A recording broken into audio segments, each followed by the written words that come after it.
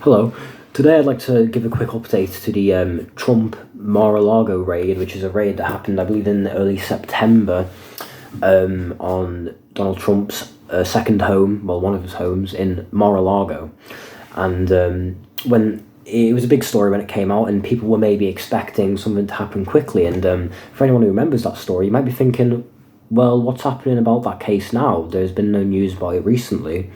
And the thing is, whenever there's some sort of large legal inquiry that comes into the public consciousness, sorry, that light's a bit weird, that comes into the public consciousness, there is an expectation or a hope that things will be sorted out relatively quickly. But the thing is, that's never how it works with any sort of high-stakes legal proceedings. It takes months and months, and a lot of time it takes years before any sort of conclusion is came to. But it is still going. The criminal case into whether Donald Trump illegally held classified documents at his home is still ongoing, and there's been a bit of progress about it recently. So I'll just update you on that. So there has been people from Trump's team testifying. A man called, what's his name? Kash Patel. A fellow called Kash Patel, that's Kash Patel, part of Trump's legal team, went to testify in, I believe it was the 13th of October. Let me have a look. Yeah, 13th of October. He went to testify before a criminal court, which is pretty big. But the thing is, he invoked his Fifth Amendment rights, which means that you don't actually have to testify in a lot of legal proceedings in America, because it's to stop self-incrimination. So hypothetically, you could incriminate yourself by speaking. So the Fifth Amendment allows you to, in most cases in a criminal proceeding, if you're testifying as a witness, to not say anything. So Kash Patel, he went up to this criminal hearing, and he just blanketly refused to answer most of the questions. Now, what people can do in this situation to make someone, convince them to testify, is to give them immunity, so they can't be charged with anything that comes from their testimony. Now, the DOJ, which is the Department of Justice in America, so that's the other side of this case. It's Trump's team and Trump, and it's the DOJ, which is a part of the American government. The DOJ said, we don't want to give him immunity in case he, perjures himself, in case he lies, which is illegal in a court case. You're not allowed to provably, undeniably lie in testimony.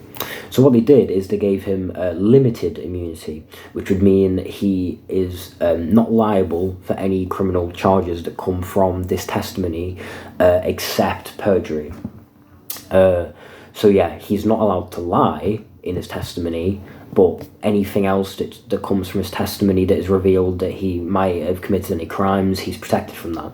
And he finally testified for the second time. He came back with this limited immunity and testified on the 3rd of November. So that was 5 days ago. So it's going on right now. We don't see it because it's all these slow cogs behind the scenes, but it's still going on. The criminal charges against Donald Trump are going ahead. They haven't been forgotten or swept under the rug or thrown out of court. This is pretty interesting, and it'll be hard for a lot of people to maintain their attention, even remember that this is going on for a long time. But after a while, something will come of this. It will be a long while, but it'll be interesting to see if genuinely they bring criminal charges and criminal convictions against the next president. That'd be big. So that happened on November 3rd. On October 27th, Trump's legal team came and prosecutors came to a courthouse in Washington to have a hearing. It was a secret hearing.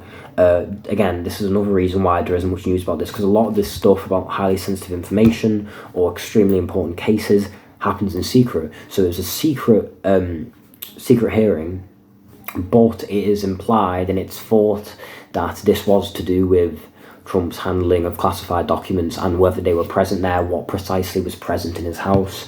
So there's been a hearing within the last couple of weeks about it. Someone connected to Trump has testified on this situation 5 days ago, And in late October, the DOJ brought in a lawyer called David Raskin. Sorry, all these names and dates. It's hard to keep him. I've got him jotted down. They brought on this guy, David Raskin, and what's interesting about that is David Raskin has worked on international counter-terrorism, and also he's been working on the investigation. He's been working for Congress in the investigation of the January 6th riot that happened at Capitol Hill in America. I don't know if you remember that. So he's been connected to some pretty important stuff, and he seems like a bit of a big name. He's got a big history being a lawyer. He's got a pretty long history. So it seems like things are getting pretty serious. So I just want to say, anyone who's heard about this, don't assume that it's just been swept under the rug and nothing's going to happen. It's just the fact that whenever anything legal is being sorted out, it takes a hell of a long time. Look at the Alex Jones trials recently. They've been going on for years.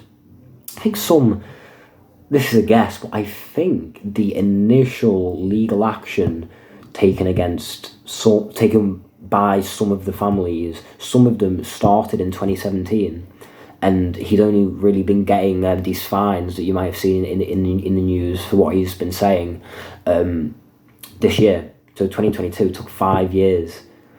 Some of this stuff just takes years, and people just have to be patient, and we may actually see Donald Trump, a former president of the US, get criminally convicted of mishandling classified documents, which would be pretty funny. It would be alright, wouldn't it? So yeah, that's just a little reminder, a little update. That's what's happening. Thank you for watching. See ya.